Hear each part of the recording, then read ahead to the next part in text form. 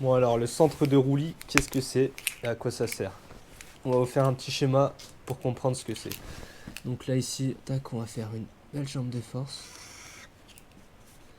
Moi je la fais incliner pour pas que ça se barre de la table. Là ici, on va faire la roue. Petit AR1. Là, la fusée. Hop, et là ici, le triangle avec les points d'attache. Donc là ici, c'est la rotule inférieure et là ici, c'est le point de fixation du cylindre bloc du berceau. Donc quand on trace ces droites-ci, tac, et celle-là qui est perpendiculaire à la jambe de force. Tac. Donc là ici en fait on a un point ici. Ce point là il s'appelle le centre instantané de rotation. Donc en fait ce point là va tourner. Quand lui il va se comprimer, la roue elle va avoir tendance à avoir cet arc de cercle là. Bien sûr lui il change hein, parce que si lui il se comprime, hop, le triangle là ici il monte. Donc en fait le centre il va bouger un peu comme ça tu vois. Donc l'avantage c'est que plus t'es rabaissé, plus ton triangle il va relever côté roue, donc comme ça, et plus en fait cet angle là va être important. Et donc plus la prise de carrossage négative en appui sur la roue qui est chargée, la roue extérieure au virage sera importante. Par contre, je vais faire l'autre côté, donc là imagine, tac, tac. Donc là on va refaire, attends, on va le faire là, hop, là un autre triangle, on va faire, tac, la roue opposée, des petits AR1, la fusée, le ressort, la jambe des forces, tac. Donc là ici on va retracer, tac, le centre instantané mais pour l'autre côté. Et en fait le centre de roulis c'est tout simplement le point de contact avec le sol et la roue qui rejoignent le centre instantané de rotation. Tac. Et de l'autre côté pareil. Tac. Donc ici on a le centre de roulis. Donc au plus ton triangle il sera relevé, au plus ton centre de roulis sera bas, car c'est caractérisé par ces droites là. Si tu suis bien, par exemple avec ce triangle là, le centre de roulis va se retrouver ici. Alors oui, tu as de la prise de carrossage, c'est bien. Généralement sur les voitures, bon, admettons ton centre de gravité il est là. Hop. Donc là, ce qui se passe typiquement, c'est que ce moment-là ici, au plus ta voiture est rabaissée, au plus ton triangle s'incline, au plus ton centre de roulis est bas par rapport au centre de gravité.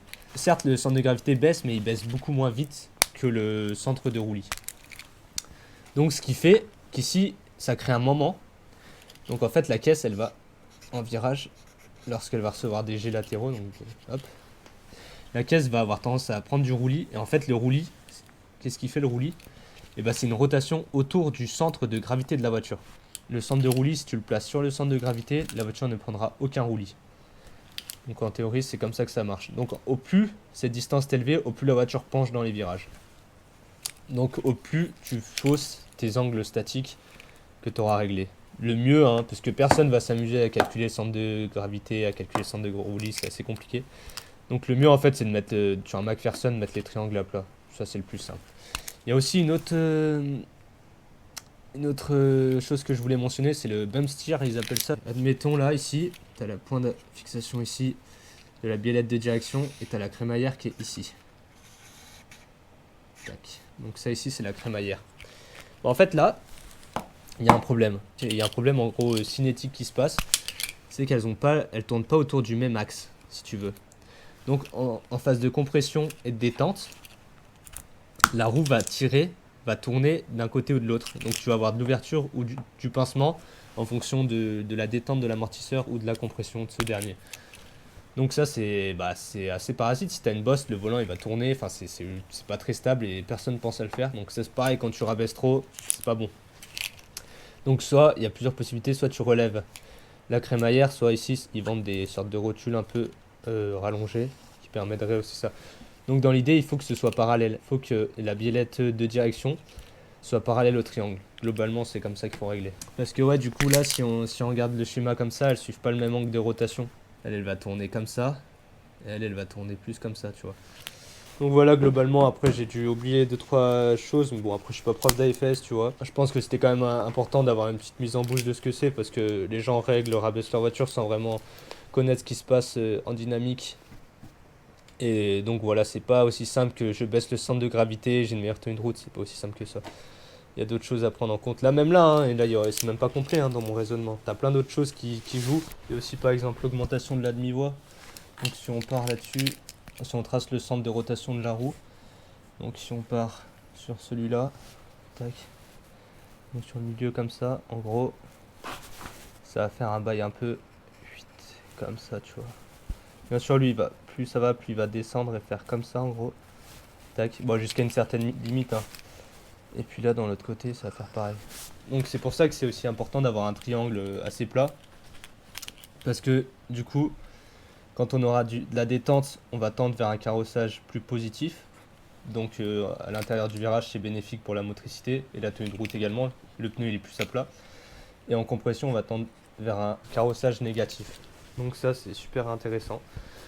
Donc c'est pour ça qu'il vaut mieux mettre le triangle à plat. Et puis également aussi, si on trace cette droite-là de ce triangle-là,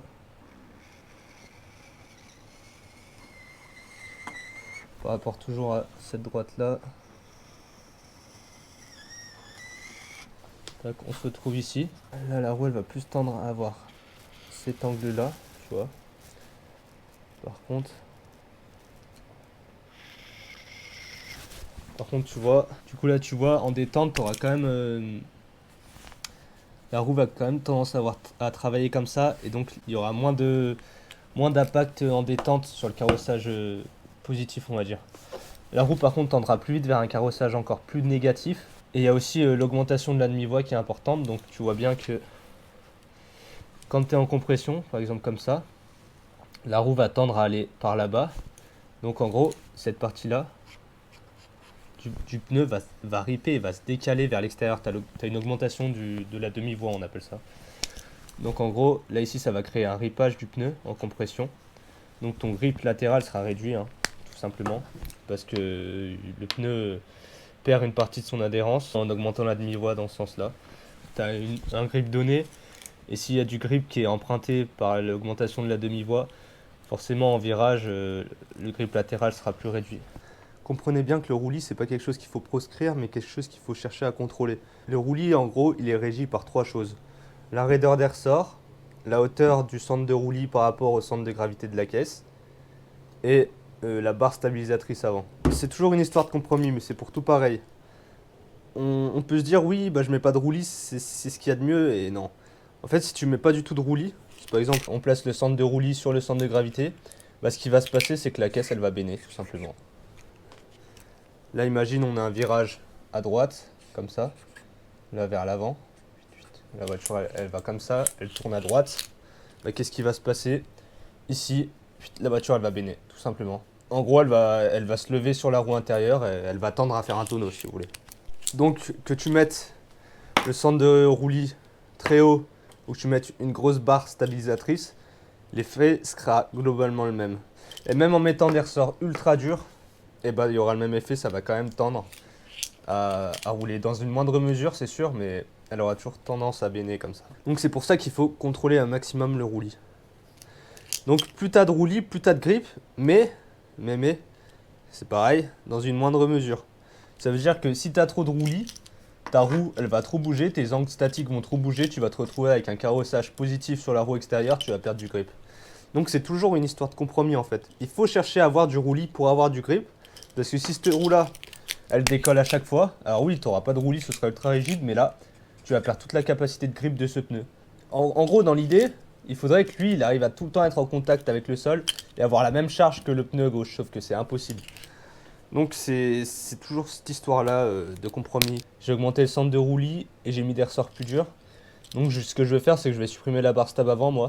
Je vais aller l'essayer, vous pouvez faire pareil, vous déconnectez une biellette d'un côté et vous regardez si ça se comporte bien. Après, si vous êtes en ressort pas sur mesure et que vous n'avez pas revu votre centre de roulis par rapport au centre de gravité, je pense que c'est pas utile. L'avantage que tu as quand tu n'as pas de barre stable, c'est que les roues elles sont plus indépendantes. Alors même si le centre de roulis il est plus haut et que la voiture va plus béner en fonction de comment tu vas le monter. Par exemple, moi je pense surtout à la motricité sur les vibreurs.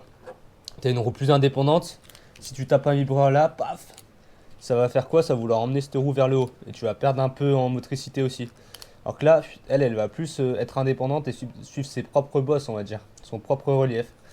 Donc à voir comme ça, là j'ai essayé, le ressenti il est pas si mauvais, hein. Je m'attendais à pire que ça, parce que j'avais essayé une fois avec des ressorts, des combinés, les AP là.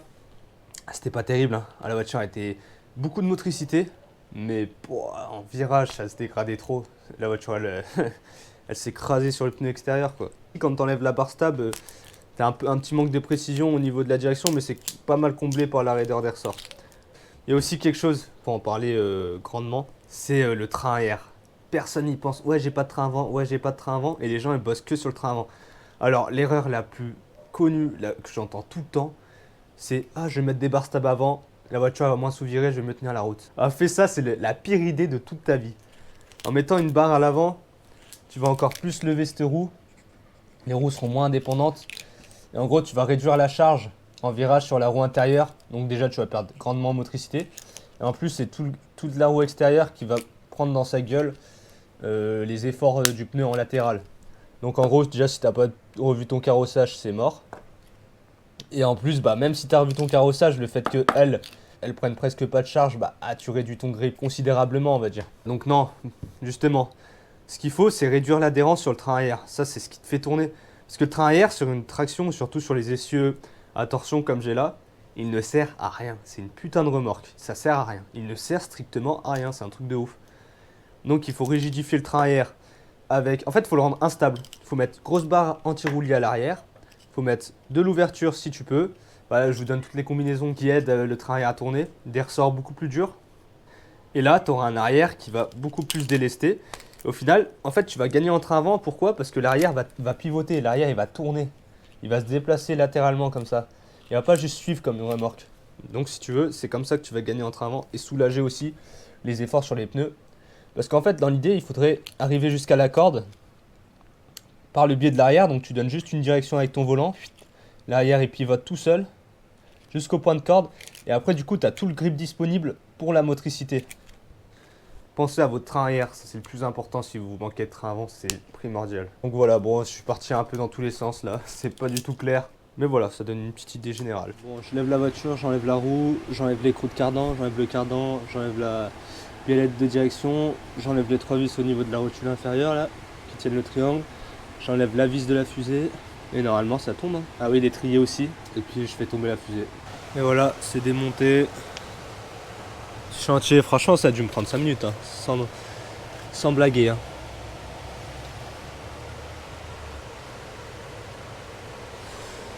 Je pense que tu as compris pourquoi je change du coup. Donc ça c'est fusée d'Audi S1, donc c'est assez rare à trouver franchement. Je les ai payés 190 € les deux. Franchement ouais, compliqué de trouver. Neuf ils en vendent 300 balles, mais tu sais, t'as pas le roulement, t'as pas le capteur ABS, t'as pas la rotule, t'as pas le moyeu, t'as rien. Tu vois, t'as juste la fusée en elle-même. Et donc ça c'est celle d'origine, donc tu vois la différence de longueur entre ici et là.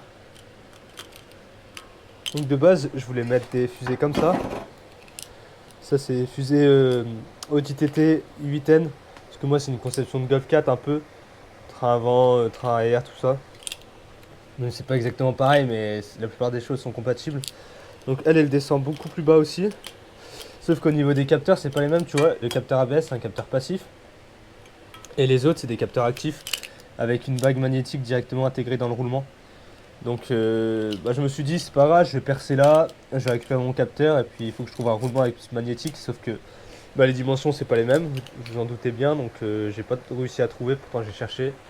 Et même si j'en trouvais, t'as un nombre de pôles qui diffère. J'avais pas envie d'avoir des soucis d'ABS parce que moi je roulais avec l'ABS quand même. Donc je préférais garder ça. Voilà. Si c'était une voiture de course, je pense que j'aurais vraiment tout enlevé, mais là c'est une voiture track D, l'ABS je pense c'est quand même pas mal. Tant que tu rentres pas dedans, je suis même pas sûr que ça te bride, c'est juste une sécurité supplémentaire. Donc je suis parti là-dessus, sur des fusées d'Audi S1. Là ce que je vais faire c'est que je vais bien nettoyer la fusée, enlever la flasque, et puis comme ça je serai pas mal. Si on en revient au schéma, imagine j'ai rabaissé la voiture de ouf, donc j'ai abaissé un petit peu le centre de gravité, mais j'ai baissé considérablement plus le centre de roulis. Donc là ici il y a mon triangle qui est comme ça, là hop. Et donc là en mettant une fusée qui descend plus bas, mon triangle il va se retrouver plus comme ça. plus droit en fait. Donc ça te permet de rectifier en gros le centre de roulis, mais en rabaissant ta voiture en fait. Donc ça c'est plutôt un avantage. Et donc c'est pour ça que je voulais ces fusées là. Pourquoi sur le Audi S1 c'est comme ça, je sais pas. Peut-être qu'ils ont estimé que c'était une gamme plus sportive ou avec le multibras à l'arrière, ils ont dû revoir le centre de roulis à l'avant, je sais pas. Mais en tout cas voilà, c'est une alternative, un petit peu chère mais ça vaut le coup. Ah, et aussi il y en a qui vendent des kits ici, soi-disant qui corrigent le centre de roulis.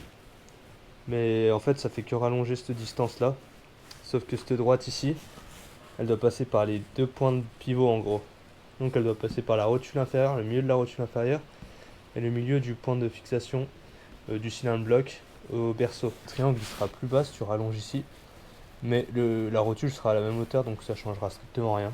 Donc ça sert à rien. Par contre les rotules plus longues, ça peut être utile. Bon après c'est cher, hein. Pour le peu que tu gagnes, ça réduit un petit peu le point de pivot ici. Donc ça oui ça peut être utile. Regardez la différence, je sais pas si on verra bien. De ce côté-ci et ce côté-ci. Voilà là, c'est roue en l'air mais on voit clairement. Et là de ce côté. C'est abusé. Je crois qu'il y a 2 cm d'écart, j'avais mesuré. Bon ça va, ça a été plus ou moins rapide. Hein. C'est vrai que j'ai pas une merguez toute rouillée. Enfin j'ai une merguez mais pas toute rouillée. J'ai enlevé la biellette de bar stable. Voir si je roule pas comme ça pour améliorer la motricité pour le chrono. Je vais voir si surtout au niveau de la direction c'est pas trop mollasson et flou. Même si ça va l'être, si ça arrive à être compensé un peu par les ressorts durs. Donc là on voit bien. On dirait qu'il est plus bas côté roue, mais quand on prend vraiment au niveau de la rotule, du milieu de la rotule et du milieu du point de fixation ici, c'est vraiment à plat.